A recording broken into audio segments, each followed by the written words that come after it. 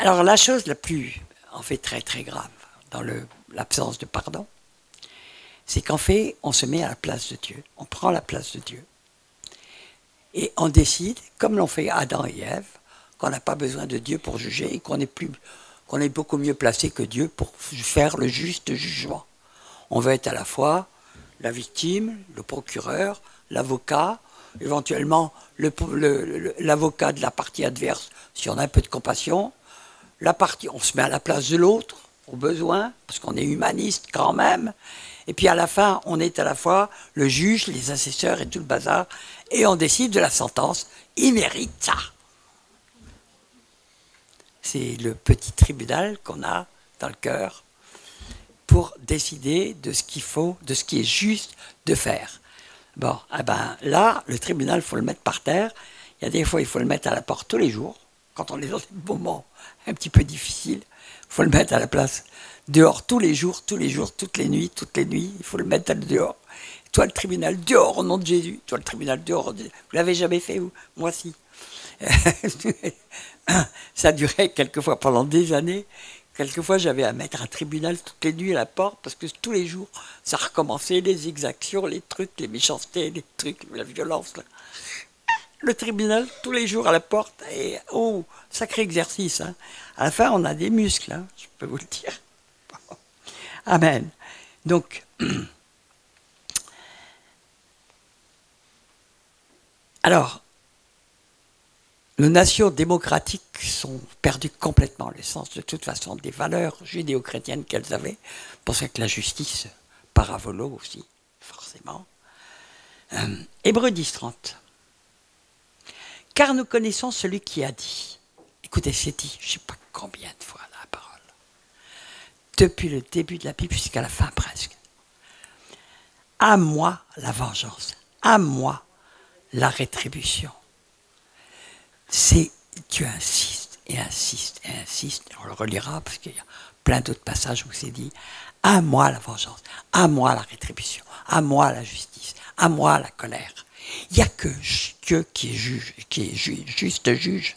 Il n'y a que lui qui est un juge parfait. Il n'y a que lui qui connaît tous les trucs. Et puis Dieu ne laisse pas le coupable pour impuni. Il leur donne du temps. Mais s'il refuse ce temps, s'il refuse de se repentir, quand la justice de Dieu tombe, elle n'est pas celle que vous auriez pu faire. Elle est terrible. Il est terrible de tomber entre les mains de Dieu vivant. Dieu donne du temps pour se repentir. Mais quand l'homme ne se repent pas, et moi ce qui me nave, c'est que je vois tellement, j'ai tellement vu sur ma route de gens qui, même quand la justice de Dieu tombe, disent « Oh, c'est le diable ». Je les frappe et ils ne le voient pas, dit Dieu en Ésaïe. Je les frappe et ils ne le voient pas. Et c'est terrible, terrible à voir. On dit, mais Seigneur, quand est-ce qu'ils vont comprendre? Quand est-ce qu'ils vont entendre? Et malheureusement, on n'y peut rien. On n'y peut rien. Quand les gens veulent endurcir leur cœur et ne pas entendre, eh bien, ils l'endurcissent. Hein. Ils ont endurci leur cœur, ils ont fermé les oreilles.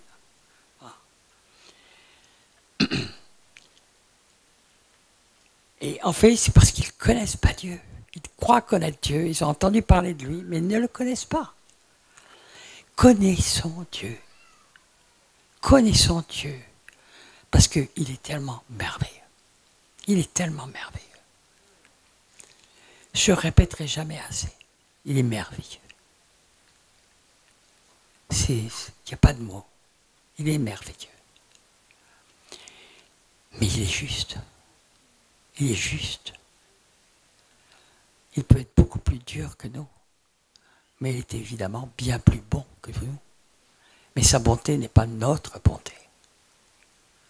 Sa bonté n'est pas du tout notre bonté. Notre bonté, elle est entachée de plein de choses, de plein de trucs qu'on a entendus, des choses, des jugements. Vous savez, c'est impressionnant. Un jour, j'avais fait un petit dessin comme ça pour un pasteur. Parce que nous regardons toujours l'extérieur. Alors, il y a des gens... Bon, le Seigneur a permis, je dis bien a permis que je me dépatouille avec certaines choses pour me montrer la cruauté qu'il y avait, comment on pouvait mettre hors de faire fuir les gens simplement parce qu'on regarde à l'apparence. Quand je me suis converti, je fumais comme un croupier depuis 30 ans. 2 paquets de cigarettes par jour. Oh, les cigarettes n'étaient pas chères. Quand j'avais 18 ans, tout le monde fumait. Et c'était très bien porté de fumer. D'ailleurs, j'ai fumé plus de 130 ans. Si on ne fumait pas, c'est qu'on était vraiment des nazes. Des attardés mentaux. Tout le monde fumait. Non mais, il est un temps que vous n'avez pas pu connaître. Bon, on fumait partout, on pouvait fumer partout. Et quand on était dans un restaurant, on fumait dans les restaurants, on pouvait fumer dans les avions, les wagons, on pouvait fumer dans tous les wagons. Il y avait le wagon non-fumeur, et tous les restes du train étaient fumeurs. Et il y avait, et dans les restaurants, on fumait partout. Et s'il y avait des gens qui étaient, bon, ils avaient qu'à sortir ou aller dans le coin, d'accord? Il y avait des gens qui étaient dérangés par la fumée. C'était la norme, et personne ne savait que c'était mauvais pour la santé. On nous le cachait bien. Tous les paquets, Marlboro ou autres, il y avait marqué, il y avait dessus des pots cavaliers, sportifs, bien musclés. On prenait des gitanes, il y avait une jolie femme dessus. Des Gaulois, des petits trucs comme ça. Ça coûtait rien du tout. Je n'ai jamais eu de conviction de péché pour le tabac, pour une raison très simple. Ce n'était pas un péché à ce moment-là. Personne ne savait que c'était mauvais. Puis quand on a vu que les Américains commençaient à faire la course aux fumeurs, on a dit, mais ils sont fous ces Amerlocs-là. Bon, ils sont tarés, ils sont givrés. Non mais ça va pas, non. On n'avait aucune conviction. Personne, tout était parfaitement caché que c'était mauvais pour la santé. Un jour, j'ai rencontré le directeur de la CITA dans mes pérégrinations. Puis on déjeune ensemble, je ne sais plus pourquoi, c'était dans le cadre du travail. Puis tout d'un coup, au milieu du repas, comme ça, je lui dis, moi j'étais en train de fumer ma clope tranquille. Puis il me dit, oh moi j'ai arrêté de fumer. Ben, je lui dis, ah bon? Vous êtes à la CITA pourtant. Et il me dit, ben oui, mais justement, nous on nous donnait les paquets de cigarettes gratuitement, alors on avait plein les poches. Puis il dit, un jour, j'ai vu, il n'y a pas longtemps, on a commencé à nous faire circuler les photos des poumons des fumeurs. Il dit, j'ai eu un tel choc que j'ai arrêté net de fumer. Il dit, mais je suis regardé comme un zombie au milieu de mes collègues. Je suis un fou. Ah. On ne le savait pas. Il a fallu attendre encore presque 15 ans pour qu'on commence à savoir les dégâts et les méfaits du tabac. Donc, quand je me suis converti, j'ai eu mon petit... Oh, mais t'es mignonne, mes cigarettes, attendez. Elles arrivaient de Suisse, elles étaient fines, élégantes et tout, mentholées. Je ne sais plus comment elles s'appelaient, mais elles étaient mignonnes. Et bien sûr, quand j'ai commencé, comme le Seigneur m'a mis, au bout d'un an, j'étais déjà plein temps dans le ministère, je fumais toujours. J'étais quand même avec des gens indulgents. Alors j'allais fumer en cachette. On me disait, ça t'embête pas d'aller fumer sur le balcon? Waouh, il fait -5. J'ai fumé sur le balcon. Je rentrais vite. Et puis j'allais dans les églises. Et puis là, non seulement je faisais la prédication, mais après je faisais le ministère. J'étais toute seule à l'époque. Et jusqu'à 3h, 4h du matin. Alors à 4h du matin, quand je sortais, je filais derrière l'église pour fumer ma clope. Il y avait toujours un jeune de l'église qui arrivait et qui me disait, t'aurais pas du feu par ça?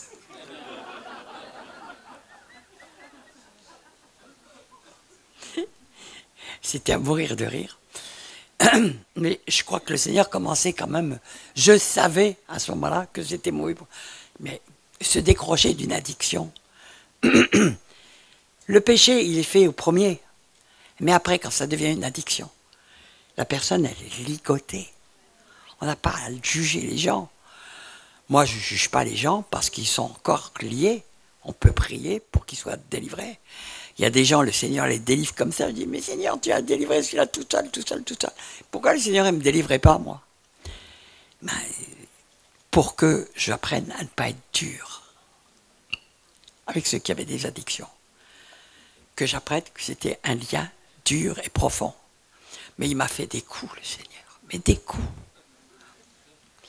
j'étais donc toute jeune encore dans le ministère. Puis un jour, j'arrive en Suisse et j'avais été invité par l'armée du salut. C'était à Neuchâtel, je dis ça pour les Suisses qui sont là. C'était à Neuchâtel, et puis j'étais à l'armée du salut. Et puis, il n'y avait pas le moindre petit pasteur à l'horizon, parce que quand les gens s'approchaient de moi, je sentais le tabac comme pas possible, en me disant, Michel, est-ce que tu veux bien prier parce que je fume toujours? Et tu ne peux pas aller voir le pasteur, là, pour qu'il prie pour toi? Je me sentais un peu mal pour aller prier pour les gens.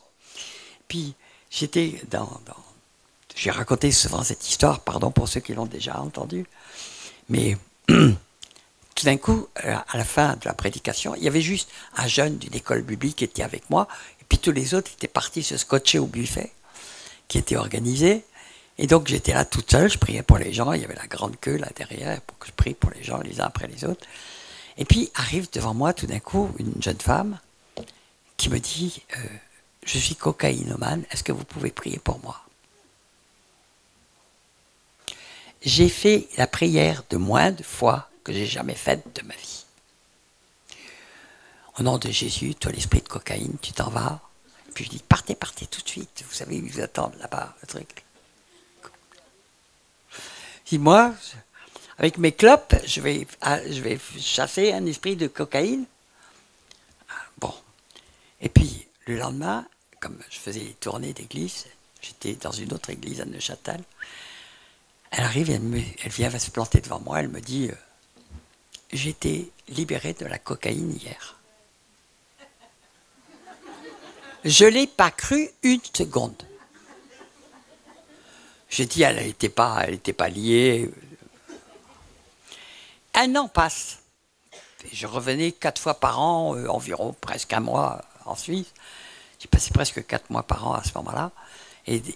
Mais un an se passe, et puis je reviens à Neuchâtel, et puis j'étais dans une grande salle, et puis tout d'un coup, je vois arriver vers moi un monsieur d'une 50aine d'années, qui se plante devant moi, et qui me dit avec un sourire jusqu'aux oreilles, je suis le papa de la fille, de la jeune femme que vous avez libérée l'année dernière de la cocaïne. Et j'ai compris que c'était pas moi qui libérais, c'était Dieu qui libérait. Point final. C'était à sa foi qu'il avait répondu, pas à la mienne. D'accord? C'était aussi simple que ça. Elle avait la foi que j'allais la libérer. Et c'est le nom de Jésus qui l'a libérée. C'était pas moi. D'accord? Mais ça a été une grande leçon pour moi quand même. Amen. Alors, on continue.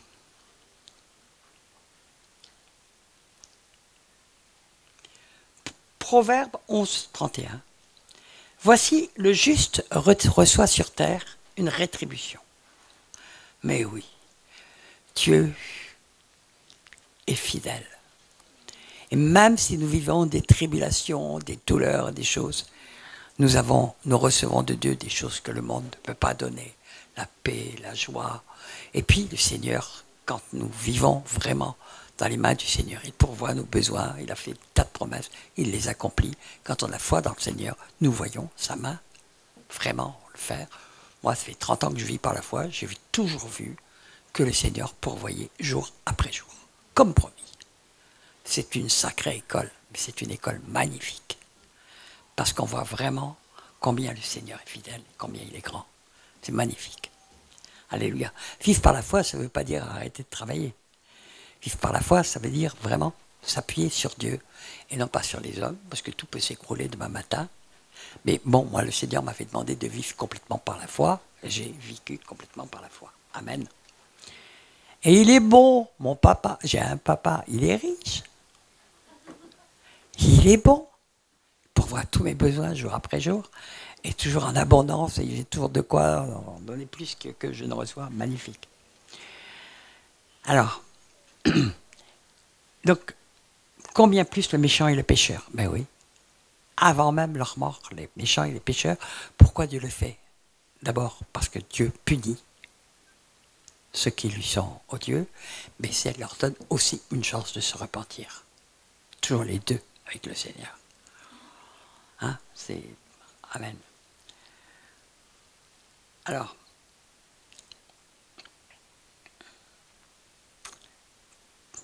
priorité absolue de Dieu nous fait comprendre pourquoi le temps de Dieu n'est pas le nôtre. Luc 9, 55. Jésus, parce qu'ils viennent de dire, mais est-ce qu'on peut prier Dieu d'envoyer la foudre sur les Samaritains, de leur envoyer le truc, le machin? Pour eux, ça leur paraît logique parce qu'ils ont vu ça dans l'Ancien Testament. Et Jésus va se tourner très sévèrement vers Dieu, vers eux. Jésus se tourna vers eux et les réprimanda, disant, « Vous ne savez pas de quel esprit vous êtes animés. » C'était l'esprit de la loi mosaïque, pas de l'esprit de la grâce que Dieu a amené à travers Jésus. Car le Fils de l'homme est venu, non pour perdre les âmes des hommes, mais pour les sauver. Ce sera toujours la priorité de Dieu. Donc Dieu donne du temps pour se repentir. Même en Apocalypse 3, il dit pour Jézabel, je lui ai donné du temps pour se repentir, mais elle ne veut pas se repentir. Voilà, ok? Alors, quel est l'esprit? C'est cet esprit de notre propre justice, de la propre justice, etc., que nous voulons dicter à Dieu comment rendre la justice. Seigneur, il faut que ils méritent que la foudre leur tombe sur la tête, c'est le minimum. Bon, ok. Ça, c'est notre justice. Alors, les conséquences de notre propre justice. Quand nous voulons exercer notre propre justice, nous devenons nous-mêmes injustes. Parce que notre propre justice, elle est toujours déplacée et au-delà, et malsaine, égoïste, quand c'est nous qui sommes les victimes. Vous n'avez jamais remarqué, quand vous avez souvent fait partie peut-être d'une assemblée, ou vous êtes dans des réunions chrétiennes, quand un chrétien nous fait du mal, toute notre pensée, c'est comment un chrétien peut faire ça? Et la deuxième pensée, c'est souvent, mais comment tout le monde ne voit pas qui il est? Mais comment les gens continuent à lui sourire, à le faire? C'est parce qu'on est complètement axé uniquement sur ce que la personne nous a fait. Ok, peut-être qu'elle fait plein de bien aux autres pendant ce temps-là, peu importe. Donc nous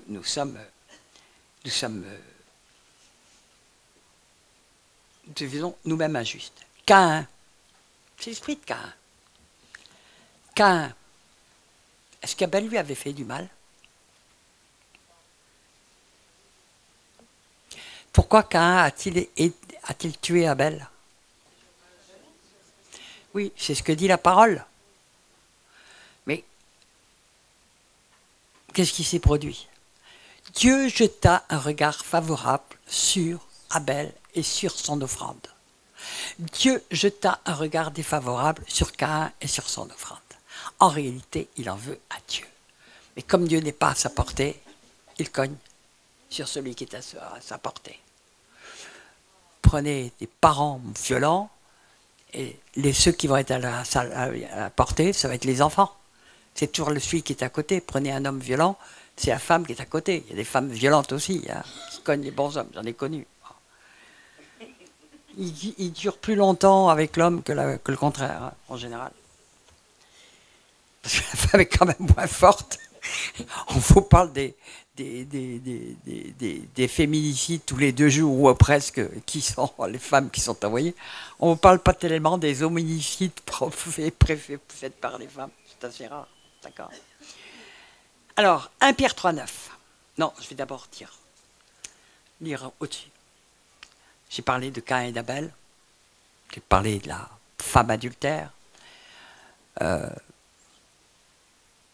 Caïn, c'est le premier paranoïaque de la terre. Tous les hommes qui me trouvent, tous vont me tuer. C'est le premier paranoïaque. Freud n'était pas encore né. Ok. Alors, Jacques 1,20. La colère de l'homme n'accomplit pas la justice de Dieu. C'est un verset très fort. Et j'ai vraiment constaté une chose. C'est que tant que nous gardons notre colère, c'est comme si Dieu nous disait, « Ah, tu veux faire ta colère? Je te laisse. » Et la justice de Dieu ne tombe pas. Et quand on pardonne, c'est là que souvent on voit s'accomplir la justice de Dieu. Et ce n'est pas la nôtre, et c'est quelquefois beaucoup plus fort que tout ce qu'on aurait pu faire. Mais c'est toujours aussi pour sauver, d'abord, que le Seigneur fait. Ensuite, notre impuissance à pouvoir exercer une justice juste. La plupart du temps, les gens qui nous ont fait le plus de mal sont des gens qui sont en position d'autorité par rapport à nous. les colères les plus fortes sont souvent sur les parents, sur les autorités. Pourquoi? Parce que nous n'avons pas les moyens de nous défendre contre ça. Mais ça se retourne contre nous. Si nous ne pardonnons pas, ça se retourne contre nous. Maladie, dépression, suicide, ulcère, cancer. Moi, j'ai vu une femme mourir d'un cancer en 2 mois après, à cause d'une colère terrible qu'elle avait eue, parce que son mari était tombé dans l'adultère. Elle avait une colère, une haine contre lui. En 2 mois parti. Cancer. Foudroyant. Waouh. Autodestruction. Addiction. Drogue. Suicide. C'est presque toujours la cause profonde. C'est la colère. Où nous retournons notre colère contre les plus faibles. Alors, injustice, parce que nous créons de nouveau de la colère et des ressentiments. D'accord? Et si nous faisons justice, nous n'avons jamais la paix. Ça ne nous donne jamais la paix. Ça ne nous donne jamais la satisfaction. Ça nous donne... On reprend l'exemple de Caïn, il a tué son frère, mais après il vit dans la peur, et il va vivre dans la désobéissance. Dieu lui dit d'être errant, il se construit une ville. Il faut dire qu'ils devaient être nombreux à l'époque, ils devaient être 4.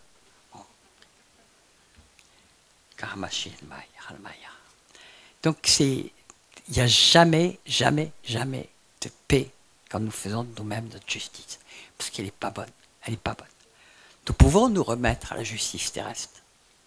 Quelquefois, la justice terrestre est satisfaisante, elle l'est de moins en moins, mais quelquefois elle l'est. Nous voulons nous-mêmes la bénédiction. 1 Pierre 3, 9. Ne rendez point mal pour mal, ou injure pour injure. Bénissez au contraire, car c'est là que vous avez été appelés afin d'hériter la bénédiction. Donc le manque de pardon nous vole notre bénédiction. Nous n'arrivons pas à obtenir les bénédictions. Donc c'est important quand même, comme message. C'est important tous ces versets, de pouvoir les noter, les connaître et les répercuter. Quand nous nous trouvons toujours en face de gens qui peuvent être souriants, mais quand on les délivre, franchement, on la voit. La colère, elle est là. La colère, elle est là. C'est le premier commandement de Dieu où il est marqué afin de vivre vieux, où il y a promesse, c'est tu honoreras ton père et ta mère. Il n'est pas dit tu aimeras ton père et ta mère. Tu les honoreras. C'est différent. Parce que quelquefois, on a des parents qu'on ne peut pas aimer, ou tout simplement, ils ne sont même pas là. Mais on les honore. Pourquoi? Ils nous ont donné la vie. Ils nous ont transmis la vie. Amen. Deutéronome 27, 16. Je vous les cite. Prenez-les éventuellement. Maudit soit celui qui méprise son père et sa mère. Et tout le peuple dira Amen. Maudit soit. C'est écrit. Donc, celui qui méprise son père et sa mère. Pendant longtemps, j'ai dit, mais je ne méprise pas ma mère, je la hais. C'est vrai. J'ai haï ma mère pendant 50 ans, ça m'a valu 50 ans de douleur. Hein. C'est ce qui m'a conduit à Christ au final. Bon. Mais c'est quelques jours avant ma conversion que Dieu m'a permis de perdre d'une manière surnaturelle. D'un coup, je me dis, mais j'ai plus rien contre ma mère. Mais j'ai plus rien. Elle était morte depuis 10 ans, c'était un peu tard quand même. Pour elle. Je l'avais fait beaucoup souffrir en fin de compte. Mais maudit soit celui qui méprise son père ou sa mère. Je me dis, mais quand est-ce qu'on méprise son père ou sa mère? Mais chaque fois qu'on pense, je ne serai pas comme mes parents, je ne serai pas comme ma mère. Non, moi je ne ferai pas comme eux. On les méprise. Eh bien, on se condamne à faire la même chose qu'eux. Ce que ma mère m'a fait, je l'ai fait. Pareil. Pareil. Si on ne pardonne pas, on se condamne soi-même à faire la même chose. Et à recevoir la même chose en échange. C'est quand même lourd, hein? Maudit. Être maudit par Dieu. Vous croyez que les maudits vont rentrer au royaume? Amen. Entre chrétiens. C'est plus difficile ça. Pour les chrétiens, pas pour les autres. Colossiens 3,13. Supportez-vous les uns les autres, et si quelqu'un a sujet de se plaindre de l'autre, pardonnez-vous réciproquement, de même que Christ vous a pardonné, pardonnez-vous aussi. Quelquefois c'est dur, hein. Mais bon, on le fait à cause de Christ. Amen. Alléluia, comme l'a dit Paul. Amen. Alors, on va parler maintenant des obstacles à la délivrance, qui est le manque de pardon. Éphésiens 4, 26, 27. Si vous vous mettez en colère, ce n'est pas le fait de se mettre en colère qui est un péché. Parce qu'on peut avoir des colères pour des raisons tout à fait valables, et Dieu lui-même se met en colère. Il ne pêche pas, d'accord? Il dit à moi la colère. Donc il ne pêche pas, Dieu. Mais il dit, si vous vous mettez en colère, ne péchez point. Que le soleil ne se couche point sur votre colère et ne donnez pas accès au diable. Ne donnez pas de place au diable, selon les traductions. Ça veut dire que si on ne pardonne pas très vite, qu'on ne lâche pas très vite notre colère, eh bien, Satan garde tous ses droits contre nous. Donc on peut toujours libérer les gens. S'ils n'ont pas pardonné, on perd notre temps. C'est la priorité, c'est qu'ils pardonnent. Et ce n'est pas toujours très facile. J'expliquerai pourquoi après. Parce qu'il y a des pardons qui sont, quelquefois, des colères qui sont extrêmement cachées. D'accord ? 2 Corinthiens 2,10. C'est Paul qui parle. Or, à qui vous pardonnez, je pardonne aussi. Et c'est que j'ai pardonné. Et si j'ai pardonné quelque chose, c'est à cause de vous, en présence de Christ, afin de ne pas laisser à Satan l'avantage sur nous, car nous n'ignorons pas s'il dit ça. Donc si Satan a l'avantage, on peut toujours lui dire Satan sort, ou esprit méchant sort. Il va peut-être sortir et va rentrer 2 minutes après. Point final. C'est écrit. On donne l'avantage à Satan si on ne pardonne pas. C'est aussi simple que ça. Les conséquences. Maintenant, je vais parler des conséquences. Matthieu 18, 19. Et puis, Jésus dit, c'est pourquoi le royaume des cieux est semblable à un roi qui voulut faire rendre compte à ses serviteurs. Quand il se mit à compter, on lui en amena un qui devait 10 000 talents. Comme il n'avait pas de quoi payer, son maître ordonna qu'il fût vendu, lui, sa femme et ses enfants, bah oui, la famille trinque, et tout ce qu'il avait, jusqu'à ce que la dette fût acquittée. Le serviteur se jetant à terre, se prosterna devant lui et lui dit « Seigneur, aie patience envers moi et je te paierai tout. » Nous devons comprendre à travers cette parabole que Jésus parle du pardon qu'on demande à Dieu dans les larmes. Ouais, on est pardonné. Ému de compassion, le maître de ce serviteur le laissa aller, lui remit la dette. Après qu'il fut sorti, ce serviteur rencontra un de ses compagnons qui lui devait 100 deniers. Il le saisit et l'étranglait, ben oui, gentiment, en disant « Paie ce que tu me dois. » Bon. Parce que, quelque part, les offenses qu'ils nous ont faites, c'est une dette que les gens ont envers nous. « Paie ce que tu me dois. Tu m'as fait ceci. » Ok. Son compagnon se jetant à terre, le suppliait, disant « Aie patience envers moi et je te paierai. » Donc exactement ce qui s'est passé avec le maître.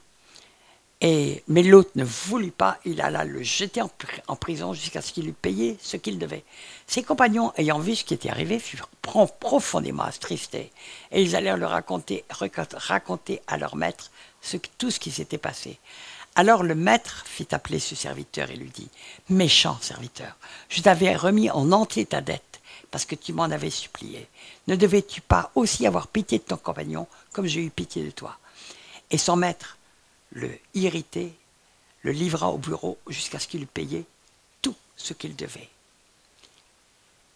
Et au verset 35, il dit « C'est ainsi que mon Père céleste vous traitera si chacun de vous ne pardonne pas à son frère de tout son cœur. » Donc nous comprenons que cette parabole est là uniquement pour nous dire, nous parler de la dette et qu'on doit remettre une dette. C'est une dette qu'on remet. Personne nous a offensés, nous a fait du tort. Elle a une dette. Eh bien, on lui remet sa dette. Dieu va s'en charger. Point final. Amen. Je vais lire le Notre Père, parce que Dieu sait que c'est important dedans. Matthieu 6, 12, dans le Notre Père. Pardonne-nous aussi nos offenses, comme aussi nous pardonnons à ceux qui nous ont offensés. Donc il y a un corollaire entre les deux. Et pour les cas où on n'aurait pas compris. Au verset 14, Jésus dit si vous pardonnez aux hommes leurs offenses, votre Père Céleste vous pardonnera aussi. À qui parle Jésus? Votre Père Céleste. Des chrétiens. Des gens sauvés. Si on a un Père Céleste et on est réconcilié avec notre Père, eh bien, il ne nous pardonnera. Qu'est-ce qui se passe si on n'est pas pardonné? On tombe sous la loi. On sera jugé selon la loi. Point final. On n'est plus sous la grâce. Donc nous perdons tout, tout, tout. Mais si vous ne pardonnez pas, aux hommes, votre Père ne vous pardonnera pas non plus vos offenses. Verset 15. Donc vous voyez combien Jésus insiste. Quelle insistance, hein? 3 fois dans le même passage, Jésus insiste sur le fait que si on ne pardonne pas, eh bien, nous ne sommes pas pardonnés. Nous ne sommes plus sous la grâce. Et donc, nous sommes livrés. Et nous verrons que nous pouvons être livrés au bourreau, si je retrouve le... Ah ben, je l'ai passé tout à l'heure. Alors le maître il appelait ce serviteur et lui dit « Méchant serviteur, je t'avais remis ta tête, ton entier ta dette parce que tu m'en avais supplié. » Et je prends le verset 18-34 et son maître irrité le livra au bourreau. Qui sont les bourreaux? Les démons. Jusqu'à ce qu'il lui payait tout ce qu'il devait. Alors, le manque de pardon, c'est, en fin de compte, si on se regarde bien, c'est de l'arrogance. Ça veut dire qu'on estime que notre justice est plus juste que celle de Dieu. Que ce que nous pouvons faire, ça va faire vraiment la justice. Eh bien, la parole de Dieu nous montre que non. Hein, d'accord? J'ai cité Hébreux 12, 15, les mauvais pardons. Veillez à ce que nul ne se prive de la grâce de Dieu. Si on est privé de la grâce de Dieu, que se passe-t-il? La même chose. Si on n'a plus sous la grâce de Dieu, on va passer par la loi, on sera jugé selon la loi. Et si on a péché contre le plus petit des commandements, on a péché contre tous. Donc on est perdu. Point final. Nous devons comprendre l'importance du pardon. Ok? À ce qu'aucune racine d'amertume poussant des rejetons ne produise du trouble et que plusieurs n'en soient inquiétés, infectés. C'est nos lèvres souvent prononcent. Avec le temps, je perçois souvent les racines d'amertume dans la bouche des gens. Mais c'est l'habitude. C'est l'habitude. Parce que tout d'un coup, on les entend parler, ça a l'air de généralité, de ceci, de cela. Mais on sent qu'il y a derrière, il y a de l'amertume qui n'a pas été réglée à la croix de Golgotha. Ben, il faut en reparler avec les personnes jusqu'à ce qu'elles prennent conscience qu'elles se privent elles-mêmes de la grâce de Dieu, des bénédictions, de tout, en fin de compte.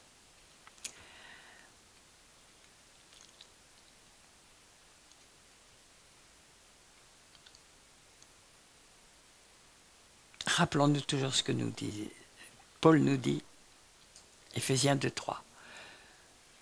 Nous tous aussi, nous étions de leur nombre, et nous vivions autrefois selon les convoitises de notre chair, accomplissant les volontés de la chair et de nos pensées, et nous étions par nature des enfants de la colère, comme les autres.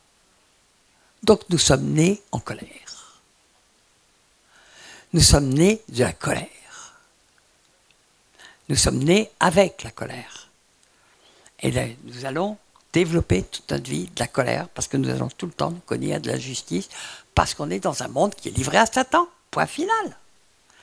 La justice de Dieu règne, mais nous ne la voyons pas tout de suite et pas dans notre temps, mais nous la verrons de toute façon un jour. Même si on vient me trucider demain matin dans mon lit, d'accord, je parle là, une hypothèse comme ça, au hasard, eh bien, je verrai la justice de Dieu. Amen. Alléluia. Alors, je vais parler des blocs de glace de la mémoire. J'ai pris cette expression depuis des années parce que ça correspond bien à ce que j'ai vu. Plus les traumatismes ont été profonds et graves, plus la mémoire bloque. Elle bloque. Et c'est pour ça que dans beaucoup de délivrances, nous voyons des gens qui croient avoir tout pardonné et qui ont les poings rentrés comme ça et qui cognent, quelquefois des poings une telle violence qu'il faut plusieurs personnes pour tenir quelque chose et on voit une colère, une colère, une colère. Pratiquement tous les délivrances que vous verrez ça. Donc il y a de la colère. Et pourtant, la personne est convaincue d'avoir tout pardonné. Mais n'oublions, ayons toujours à l'esprit qu'il y a beaucoup de choses autour de la colère. Il y a les colères annexes, je vais en parler après, mais il y a aussi les blocs de glace de la mémoire. Plus les traumatismes ont été profonds, plus c'est une question de survie. La personne oublie complètement ce qui lui a été fait. Et pour arriver à ce que la personne retrouve, pour qu'elle puisse pardonner, parce que pour qu'elle puisse pardonner, il faut qu'elle sache quoi pardonner. D'accord? Parce qu'elle n'a aucun souvenir. Je vous raconterai tout à l'heure une petite histoire qui m'est arrivée, qui m'a beaucoup marqué. C'est pas une petite histoire, c'est une histoire un peu terrible en fait. Et plus les traumatismes sont grands, plus. Mais quand vous voyez de la colère, vous savez qu'il y a eu des choses, qu'il y a encore des choses qui ne sont pas pardonnées. Et après, ça peut prendre beaucoup de temps, certaines délivrances. Quand les gens reviennent de très loin, quand ils ont vécu des choses très lourdes, très graves, ben, il y a de la colère cachée. Et puis, on ne sait pas, la personne ne se souvient de rien. Alors, tout ce qu'on peut, c'est prier Dieu de ramener les choses en mémoire quand c'est possible. Quand c'est possible, quand la personne peut les entendre sans en mourir. Parce qu'il y a des gens qui mourraient de ce qu'elles ont vécu, quelquefois. Il y a des traumatismes et la mémoire bloque complètement. Parce qu'elle ne veut plus se souvenir, elle ne veut plus, c'est trop insupportable. C'est trop insupportable, c'est une question de survie. Et je vais vous raconter l'histoire d'une femme, je m'en souviens, elle s'appelait Josiane. Je l'avais rencontrée il y a peut-être 25 ans, 27 ans, peu importe. Et c'est une femme qui était cure-dame dans une église où j'allais à l'époque. On appelait ça les cure-dames à l'époque. Et on savait, elle manifestait tout le temps, dès qu'on priait pour elle, elle se mettait en colère, elle serrait les moings, les trucs, les machins, etc. Et c'était une violence chaque fois impressionnante. Et ça faisait des années que ça durait. Et on ne comprenait pas parce qu'on savait un peu son histoire. On le savait, c'est un peu son histoire. Parce qu'elle nous l'avait raconté. Mais elle nous avait raconté qu'à partir de l'âge de 7 ans, son père l'a violée. En plus, il l'emmenait à la cave et puis il lui donnait de l'argent pour lui faire croire qu'elle était consentante. Oui, un enfant de 7 ans, la confusion qui peut se faire. Mais tu vois, ton papa t'aime, il te donne de l'argent en même temps, machin. Alors, comme il crevait de faim dans la famille, vous voyez un peu la confusion totale. Elle en est devenue cinglée, ou en tout cas complètement détraquée, déséquilibrée, on ne pouvait plus la tenir. On l'a envoyée dans une clinique psychiatrique. Et là, le médecin, quand elle lui a raconté son histoire, il lui a dit « Ah, mais tous les papas font ça à leurs enfants. » Non, mais attendez. Vous dites « Mais piop. » Et vous comprenez pourquoi cette femme, elle avait 50 ans à l'époque. Ben, ça faisait 50 ans qu'elle était dans une colère noire. Elle était en colère contre les médecins, elle était en colère contre son père, elle était en colère contre... Bon, on est arrivé à lui faire pardonner à son père. On est arrivé à lui faire pardonner aux médecins. On a détecté assez rapidement qu'elle avait aussi une grande colère contre son frère aîné, qui n'était pas là, parce qu'il était, à l'époque, c'était le temps, c'était l'époque pardon, l'époque, il y avait le service militaire en Allemagne, et c'était des services de plus de 3 ans à l'époque. Donc son père n'était pas là, apparemment, son frère n'était pas là au moment des faits, mais donc comment, il n'était même pas au courant, donc il n'était pas là pour la protéger, mais elle était en colère qu'il ne soit pas là pour la protéger, d'accord? Et elle était en colère contre sa mère, qui était tout simplement complètement... elle était en chaise roulante, elle ne pouvait rien faire. Et à la limite, elle ne savait même pas ce qui se passait dans la cave. D'accord? Donc elle ne pouvait rien faire. Donc elle était en colère contre sa mère, qui était normalement la personne qui aurait dû la protéger en premier. Donc elle avait pardonné à sa mère. Elle avait pardonné à son frère. Elle avait pardonné à son père. On avait obtenu tous ces pardons. Et pourtant, elle était tout le temps en colère. Elle était toujours en colère. Un jour, je la fais venir à la maison, je fais venir une équipe de personnes avec moi. Je dis, on n'en peut plus, Josiane, il faut vraiment qu'on arrive à la libérer parce que on n'y arrive pas, c'est pas possible, on ne sait pas, on n'arrive pas à comprendre. Et là, il se trouvait qu'il y avait dans la pièce avec moi une personne qui avait reçu le don d'interprétation des langues. Tous les dons sont précieux. Vraiment, tous les dons sont précieux. Amen. Merci au Seigneur qui donne des dons précieux à tout le monde. Au moins un don précieux, et si on est fidèle, il nous en donne d'autres. Et on était là, on avait encore recommencé. Mais non, mais fichez-moi la paix. Je vous dis que j'ai prié pardonner à mon père, mais j'en ai assez d'entendre tout le temps les gens me redire la même chose. Tu t'as bien pardonné, mais j'ai pardonné, mais oui, j'ai pardonné. Et puis, à un moment donné, on était une équipe de 4 ou 5, j'étais un peu découragé. Et je me mets à parler en langue, prier en langue. Et la personne qui avait reçu le don d'interprétation des langues dit, Michel, tu es en train de dire qu'elle a été violée par son père depuis l'âge de 2 ans.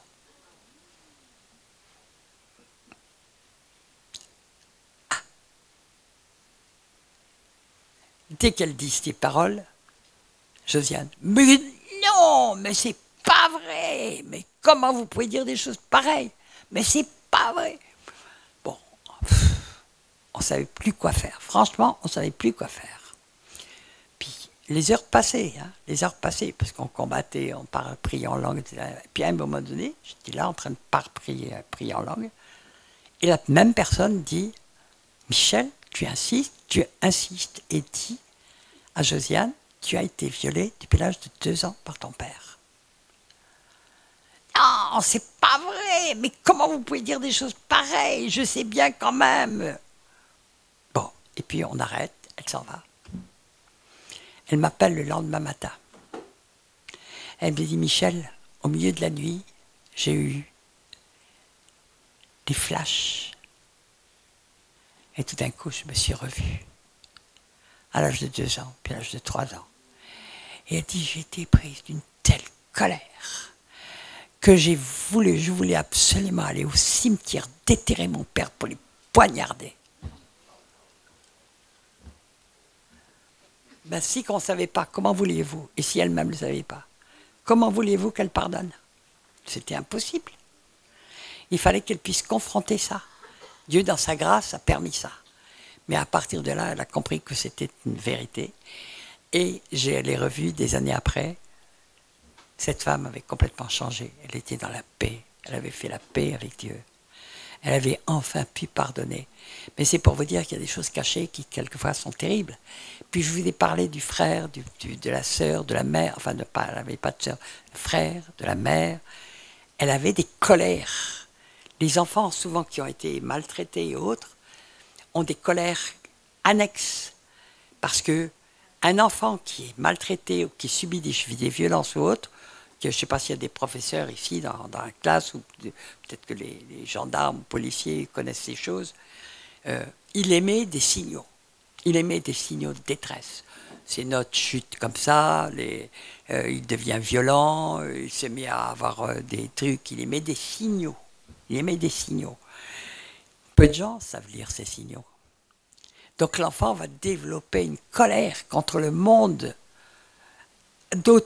des adultes, donc de l'autorité, qui n'est pas venu à son secours, alors qu'il criait au secours, mais ne pouvait pas crier au secours, parce qu'ils sont souvent réduits au silence. Il y a des menaces sur eux. Plus ils sont maltraités, plus il y a des menaces. Surtout ne dis à personne, surtout ne dis rien.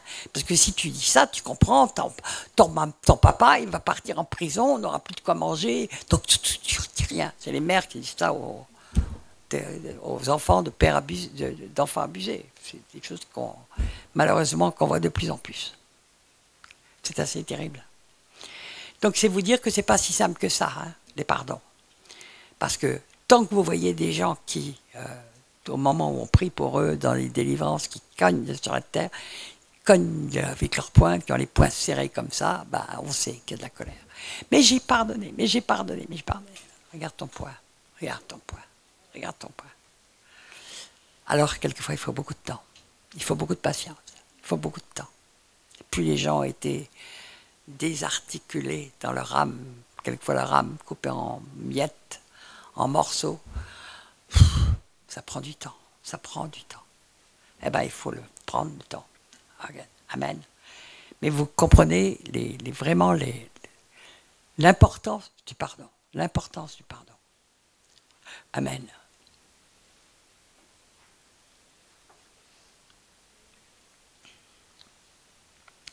Romains 12, 17. Ne rendez à personne le mal pour le mal. Recherchez ce qui est bien devant les hommes. Tous, verset 18. S'il est possible, autant que cela dépend de vous. Autant que, bon, on ne peut pas toujours faire, il faut être deux. Hein. Soyez en paix avec tous les hommes. Ne vous vengez point vous-même, bien-aimés, mais laissez agir la colère, car il est écrit, à moi la vengeance, à moi la rétribution. Quand on veut l'exercer à la place de Dieu, on vole la place de Dieu. C'est aussi simple que ça. Ça ne met pas Dieu dans une humeur très favorable. Amen. Colossiens 2,13. Vous, regardez ce que j'ai fait. Vous qui étiez morts par vos offenses et par l'incirconcision de votre chair, il vous a rendus à la vie avec lui, en nous faisant grâce pour toutes nos offenses. Vous savez, souvent on ne se rend pas compte que c'est contre Dieu qu'on pêche. Ça, c'est une révélation quand on connaît le cœur de Dieu, quand on connaît le Père. Moïse et Aaron, en Nombre 11, quand ils sont toujours en train de murmurer contre Aaron et contre Moïse, parce qu'ils n'ont pas ceci, parce qu'ils n'ont pas cela, parce qu'ils ne sont pas contents de ceci, ils ne sont pas contents de cela. Quand on murmure, on pêche contre Dieu. Hein. Et Moïse va leur dire, c'est pas contre nous que sont vos murmures, c'est contre Dieu. Waouh! Donc c'est Dieu qu'on offense. Dans l'histoire du fils prodigue, le fils revient en disant « J'ai péché contre toi et contre le ciel. » Amen. On fait mal au cœur de Dieu parce qu'il a payé un tel prix. D'accord? Il a effacé l'acte dont les ordonnances nous condamnaient. Qu'est-ce que c'était que cet acte? C'était la loi de Moïse, hein, entre autres, et qui subsistait contre nous. Il l'a détruit en le clouant à la croix. Il a dépouillé les... Alors, ça, c'est des versets que vous devez connaître par cœur si vous voulez faire de la délivrance.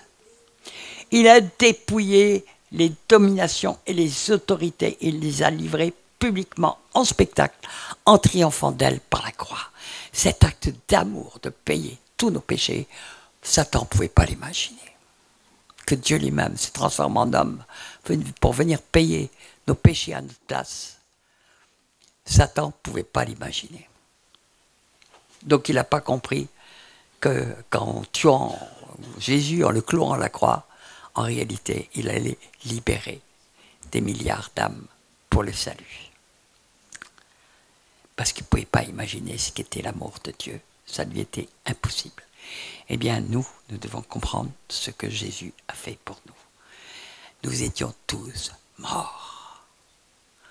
Nous étions tous morts par nos offenses. Tous. Aucun ne valait mieux que l'autre. Aux yeux de Dieu, pas de différence. Mais il a tout payé pour nous à la croix de Golgotha. Il a effacé l'acte. Par quoi? Par son sang. Il a effacé l'acte dont les ordonnances nous condamnaient. Il l'a cloué. Et il a dépouillé les dominations et les autorités et les a livrées publiquement en spectacle, en triomphal. Voilà ce qu'est le pardon de Dieu.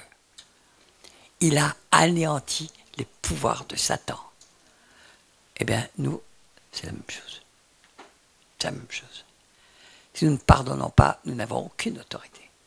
Si nous avons tout pardonné, nous avons toute autorité. Le Seigneur a tout mis sous nos pieds. Amen. Alléluia. Alors, nous avons vu en Luc 17 que le pardon, ce n'est pas une question de décision, c'est une question de foi. Plus notre foi est grande, c'est-à-dire plus nous connaissons notre Dieu, plus nous avons une totale confiance en lui, plus le pardon devient facile. Et souvent, nous faisons des pardons par étapes. Au fur et à mesure que nous connaissons Dieu, nous comprenons plus profondément quelle est sa grâce. Nous comprenons plus profondément quelle était la lourdeur de notre péché, qui nous étions. Et beaucoup de chrétiens, enfin, qu'on dit chrétiens, ne sont pas vraiment convertis. Parce qu'ils n'ont jamais fait la rencontre avec le Seigneur. Ils ne se sont jamais vus par les yeux du Seigneur, dans la lumière de Christ. Et par conséquent, ils ne peuvent pas comprendre, ils ne connaissent pas Dieu. Ils ont entendu parler de Dieu. Ils ont, comme Job, j'avais entendu parler de toi, mais maintenant mon œil t'a vu. Je me repens. Amen. Malheureusement, on n'a pas verrouillé, vérifié. Dans la majorité des églises, on disait « Oh, t'es chrétien, tu viens tous les dimanches, tu donnes ta pièce, tout va bien. » Mais on n'a pas vérifié. Bon, non, je me suis trompé, t'as donné ce billet qui ne fait pas de bruit quand il tombe. Non, non, il y a de très très bons pasteurs. Il y en a plein. Ils sont pris eux-mêmes dans le piège du système.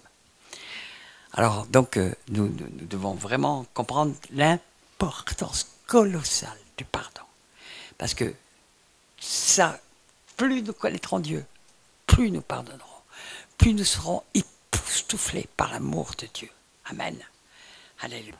On va prendre un temps de prière. D'abord pour nous. Il y a peut-être encore des colères, des amertumes, des choses cachées. On le sait, on le voit. On croit qu'on a pardonné, puis après, quand tout d'un coup il y a des délivrances, on voit des colères rentrer, des colères cachées, des tas de choses. Mais il y a des choses que nous connaissons, on commence par celle-là. La rancune contre des frères, des choses, vous savez, notre nature adamique, elle est, avant de mourir, elle a tendance à nager, à surnager. Un bon bout de temps, un jour, il y a une femme de pasteur qui m'a dit « Oh là là, quand on baptise les chrétiens, on voudrait qu'ils ne sortent qu'au bout de 7-8 minutes, comme ça au moins.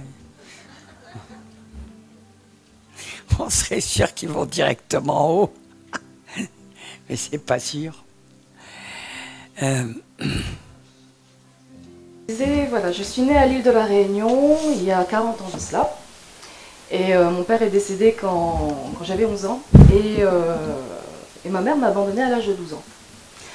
Donc elle m'a reniée, elle était déchue de l'autorité parentale. Et ce qu'il faut préciser, c'est qu'elle est atteinte d'une débilité mentale à 80%. C'est-à-dire que concrètement, elle n'est pas consciente de ce qu'elle fait. C'est comme si, quand on s'adresse à elle, c'est comme si c'était à un enfant de 5 ans. Voilà, pour vous situer un petit peu son handicap mental. Et j'ai un frère, donc elle a gardé mon frère avec elle, et moi non. Donc je commence ma vie comme ça, voilà, c'est pas super hein, quand même. Hein. Donc je grandis, en plus je suis placée dans une famille d'accueil où est-ce que ça se passe pas super bien, mais vraiment pas super bien. Donc je grandis sans représentation de mère, sans représentation de femme. Et donc mon identité se construit tant bien que mal, voilà, donc pas super non plus, genre garçon manqué, je suis la dure, voilà, pas super. Et pendant toutes ces années où est-ce que j'ai grandi, j'avais de la colère envers ma mère, envers mon père déjà, même s'il était décédé, mais j'avais beaucoup de colère envers ma mère parce que je me disais mais pourquoi elle a fait ça, pourquoi elle m'a abandonnée? Et en plus, cerise sur le gâteau, elle disait à qui voulait entendre des insultes me concernant. Elle m'insultait, elle me traitait de pires choses alors que je lui avais rien fait. J'étais gamine à cette époque-là. Donc beaucoup d'incompréhension, beaucoup de colère, beaucoup de haine. Et donc je grandis comme ça. Je me suis dit, bon ok, de toute façon, elle n'a qu'à mourir, rien à faire. Voilà, des choses vraiment très dures parce que j'avais beaucoup de haine envers elle. Et après j'ai rencontré Dieu, il y a 7 ans de cela. Et au début, j'entendais parler de oui, il faut pardonner, il faut pardonner. Je dis ouais, ok, ouais, oui, mais ma mère, oui, ok, je l'ai pardonné. Et je me suis rendu compte que c'était dans la tête, que c'était pas dans le cœur. Donc bah, comme vous, voilà, j'étais là à des séminaires de Michel et Dieu m'a donné la capacité de pouvoir pardonner. C'est une capacité qu'on n'a pas humainement, parce que quand on vit des choses difficiles, on ne peut pas le faire. On peut le faire intellectuellement, mais au niveau du cœur, on ne peut pas. On ne peut pas. Donc j'ai réussi, grâce au Seigneur, à pardonner à ma mère, mais de tout mon cœur. Ça s'est fait par étapes, hein, c'est pas du jour au lendemain. Et là, il y a quelques mois de cela, mon frère, qui était venu s'installer en métropole, et il est reparti à l'île de la Réunion, parce que notre mère a eu un souci. Son compagnon est décédé, et donc elle s'est retrouvée toute seule. Et mon frère, on ne pouvait pas la laisser dans cette situation. Et en fait, j'ai béni mon frère, je dis ok, bah, c'est super ce que tu fais, bah, si tu as besoin de quoi que ce soit, moi je suis là. Même si notre mère, elle a besoin même d'une aide financière, t'inquiète, de tout mon cœur, je peux l'aider, voilà, je peux pas me déplacer, et c'est pas trop le moment pour qu'on se rencontre, mais de tout mon cœur, oui. Si je suis en capacité de l'aider, je le ferai. Donc vous voyez, le discours quand même il a changé, parce qu'il y a des années de ça, je la maudissais comme pas possible, et là en fait, sincèrement, je me suis dit, ok, c'est ma mère quand même, elle n'a pas choisi cette situation, bah oui, je vais quand même l'aider, parce qu'elle mérite d'être bien. Donc mon frère va à l'île de la Réunion, donc il me fait un petit topo de ce qui se passe. Bon, au début, il me disait, bon, alors, quand on parle de toi, c'est un sujet tabou, donc de moi, hein, parce que ma mère avait beaucoup de haine envers moi, donc je n'ai rien fait. Je dis, bon, ok, c'est pas grave, il n'y a pas de souci. Il n'y a pas de souci. Et donc, dernièrement, mon frère lui disait, tu sais, maman, bah, Irène, elle était même prête à t'aider. Elle était même prête à nous donner de l'argent alors que bah, voilà, tu n'as plus l'autorité sur elle. Et là, si je viens, moi, à l'île de la Réunion, il n'y a pas que moi, il y a elle aussi qui est dans cette démarche de pouvoir t'aider. Et en fait, en disant ça, ma mère a eu un moment de lucidité. Ça relève du miracle quand même. Parce qu'elle a dit à mon frère, ah bon, le jour où est-ce que je la reverrai, je lui demanderai pardon. Wow. Et quand mon frère m'a raconté ça, je ne vous explique pas, au niveau de mon cœur, ça a été quelque chose qui est venu restaurer quelque chose qui était cassé. Donc voilà, c'était pour vous dire que, ouais, des fois, on n'a pas la capacité de pardonner. Bah, et pas de stress, c'est Dieu qui fait. Demandez-lui juste, donnez la capacité. Et il le fera. Et quand vous relâchez ce pardon, attendez-vous à ce que Dieu lui fasse des miracles comme ça. Parce que moi, quand mon frère m'a raconté ça, moi dans mon cœur, je voulais faire qu'une chose, bon, je ne l'ai pas fait, mais c'était de prendre le premier billet d'avion pour aller la voir. Et pour lui dire, maman, je t'aime. C'était un petit partage. Amen. Pour vous encourager, pour montrer que Dieu est Oui, les effets du pardon peuvent être extraordinaires. J'en profite pour dire quelque chose. Qui dit pardon ne dit pas réconciliation. Très souvent, des gens qui ont été torturés, des enfants qui ont été torturés, alors il dit, t'as pardonné à ta mère, elle retourne tout de suite. Mais la mère, elle n'est pas changée, elle. Donc on l'expose à faire. Ou alors, on va le renvoyer vers son bureau qu'il a violé. Alors, je prends exprès des trucs un peu durs, mais malheureusement qui existent de plus en plus souvent. Arrêtons avec ça. Il faut être deux. Nous, on pardonne. Si on pardonne, on ne le fait pas pour quelque chose, recevoir de l'autre côté et s'attendre à ce que de l'autre côté, il se passe quelque chose. Mais si Dieu le veut, il peut le faire et il peut se passer des choses grandioses. Et ça, c'est vrai. Merci pour ton témoignage. Parce que Dieu fait toujours au-delà, quelquefois, de ce que nous lui demandons. Et Dieu est grand. Alors, je crois que chacun s'examine lui-même, parce que c'est tellement important. Et en fait, c'est quelque chose qu'on doit pouvoir faire régulièrement. Seigneur, est-ce que j'ai encore de la rancune contre quelqu'un? Ou est-ce que j'ai pas chopé un peu de rancune contre quelqu'un? Parce qu'on est tout le temps en lutte, en but plutôt à des injustices, à des iniquités, à des trucs effrayants presque. Et comme chrétien, vous n'êtes pas épargnés. Et entre chrétiens, on ne s'épargne pas souvent.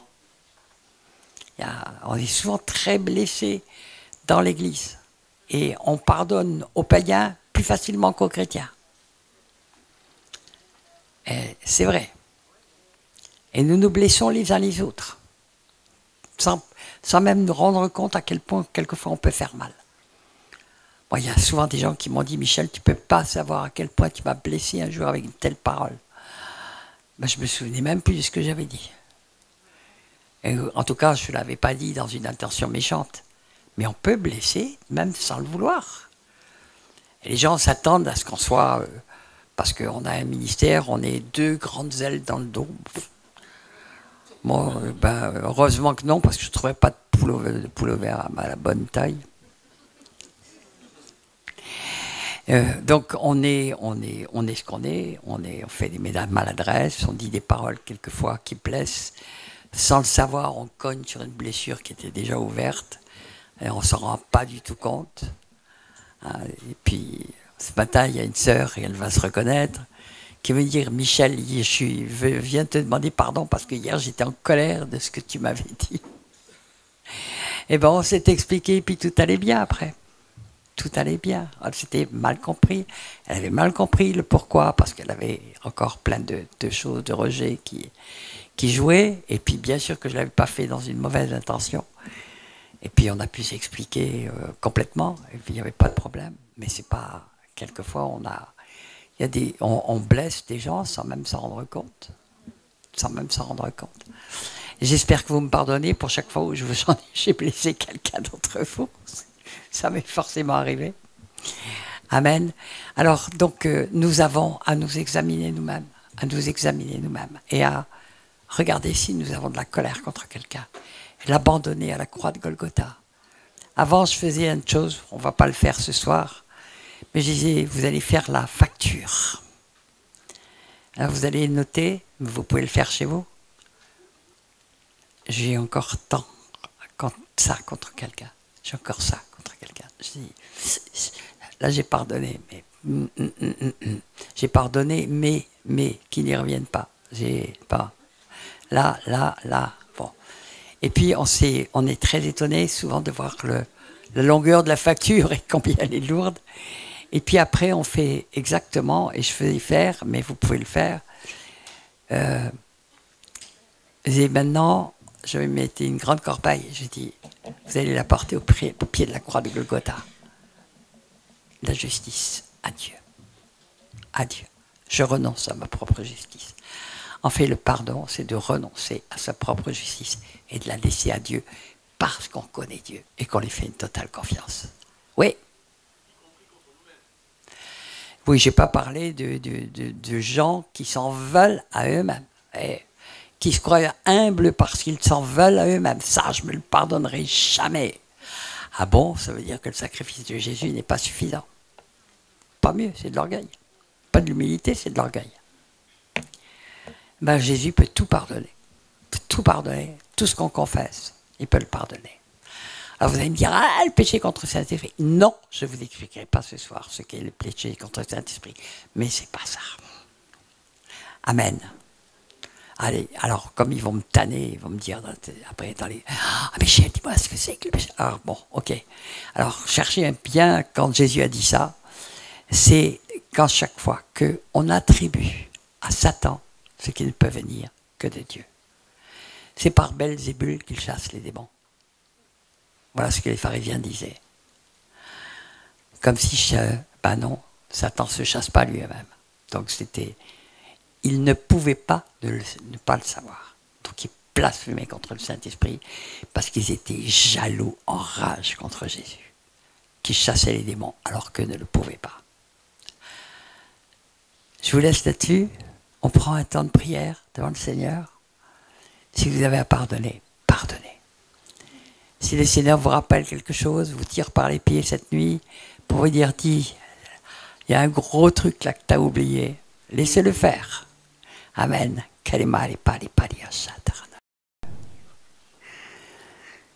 Tu es tellement bon, mais ta bonté nous dépasse. C'est pas notre bonté. Notre bonté, elle est souvent à l'image de l'humanisme, de l'auto-indulgence. Nous sommes toujours prêts à avoir la dent dure pour les autres et à trouver que tout ce que nous faisons, c'est pas si grave que ça. Mais Seigneur, c'est pas comme ça que ça fonctionne pour toi. Tu veux que nous ayons foi dans le fait que toi seul peux juger justement.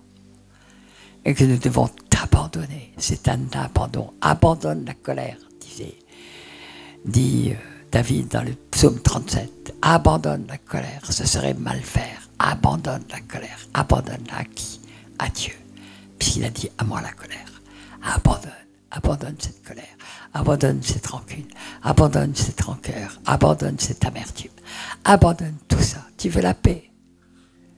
Tu veux la réconciliation avec ton Dieu. Tu veux une paix parfaite. Abandonne la colère.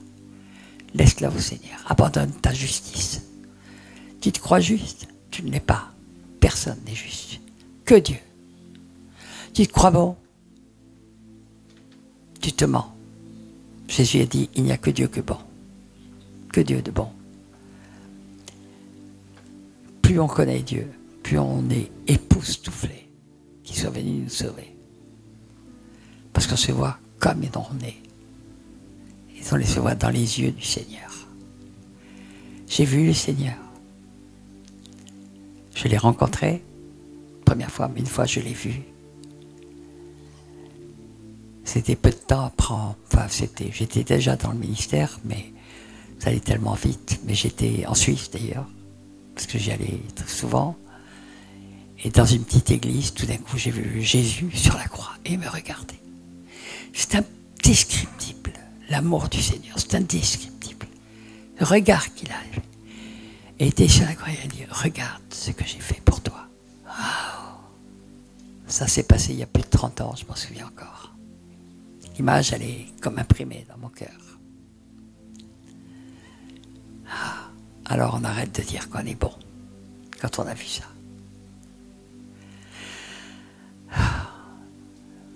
Seigneur,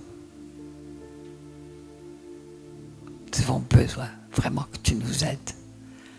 Nous montrer tout ce qui est en colère, toutes ces colères cachées, toutes ces rancunes mal faites, toutes ces choses, pardon, mal données, qui font que de notre bouche, parfois sortent encore des paroles qui sont dures et méchantes, et en fait, c'est tout simplement parce qu'il y a d'autres personnes à qui on n'a pas parlé, pardonné, ou mal pardonné.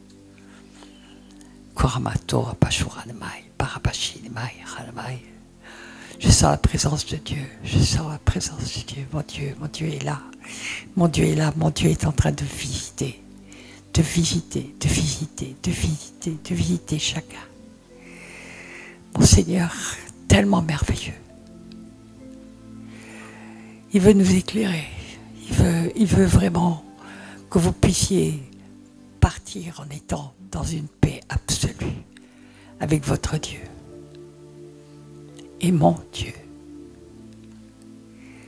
il est merveilleux. Abandonne toute colère, abandonne toute animosité, abandonne toute rébellion. Laisse tout ça à Dieu. Laisse tout ça à Dieu. Il est un juge parfait, il voit tout, il entend tout. Tout est écrit. La moindre de nos pensées a été écrite. Mais quand on est venu au Seigneur, il a pris son sang, il a tout effacé. Et il a dit, Michel, je me souviens même plus de son péché. Pourtant, c'est plus grand qu'une montagne. Je m'en souviens plus. Je me souviendrai plus de leur péché.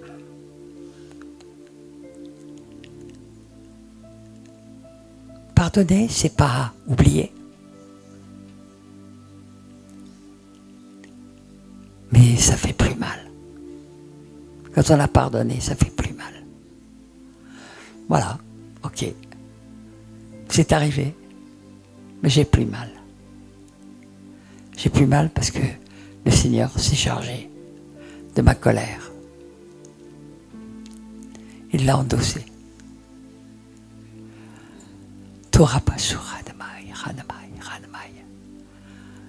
Si là, maintenant, à cet instant précis, vous avez envie de dire, Seigneur, là, j'ai encore à pardonner, je sais, faites-le. S'il y a des choses où vous ne savez pas, vous avez l'impression que tout est fait, Et pourtant, vous savez que vous n'êtes pas dans ce que Jésus a promis. Je vous donne ma paix. Je vous laisse ma paix. Je ne vous donne pas comme le monde donne. Peut-être que c'est parce que vous avez encore des colères. Et même des colères contre Dieu. Qui n'a pas empêché telle chose ou telle chose d'arriver. Ou qui n'a pas fait selon votre justice. Ou qui n'a pas puni selon ce que vous croyez que les gens devaient faire. Alors vous gardez votre colère parce que la justice de Dieu n'est pas conforme à ce que vous espériez. Ou vous êtes en colère contre vous-même.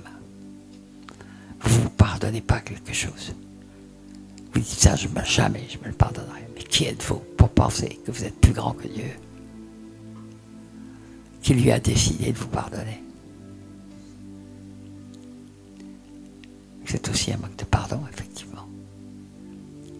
Et merci Seigneur de raviver ramener à la mémoire les pardons non donnés ou les douleurs cachées qui ne sont pas encore arrivées à la surface. Quelquefois, ça met 30 ans, 50 ans pour ressurgir. C'est long, c'est trop dur, trop dur.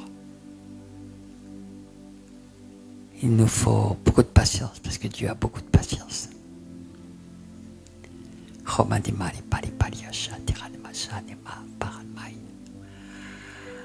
Mais je sens qu'on doit vraiment prendre ce temps et peut-être pour ceux qui ont vraiment besoin d'aide pour pardonner, parce que quelquefois on a vraiment besoin d'aide, demander de la prière pour pouvoir pardonner. Tout simplement. Mais après des vrais pardons, sur des choses qu'on n'a pas pardonnées, souvent il y a des délivrances. Des délivrances puissantes qui avaient été retenues. La vie peut vraiment changer. Je vois une dame là qui souffre terriblement.